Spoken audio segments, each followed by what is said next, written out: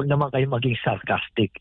Hindi po kami ang kaaway nyo rito. Kaya lang, nalulungkot lang talaga ako dun sa kan.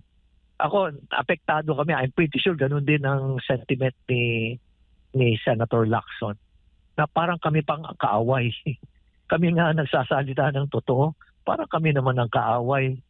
Ano ba yan, Yusek Claire? Bakit mo naman ganyan? Napaka-sarcastic naman yung binanggit mo ng pahayag mo na sasayangin lang namin yung oras ng gobyerno. Please look at our background. Ano?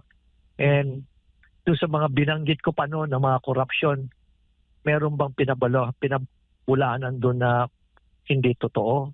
Diba? Kaya ako'y nakikiusap lang na please, huwag naman kayo maging sarcastic. Hindi po kami ang kaaway nyo rito. Kami po yung friendly force dito. Ang kaaway nyo po, yung mga kakilala nyo po dyan sa Kongreso. Yan po ang kaaway natin ngayon dito. At syempre, yung mga tiwaling opisyal din dyan sa implementing agencies.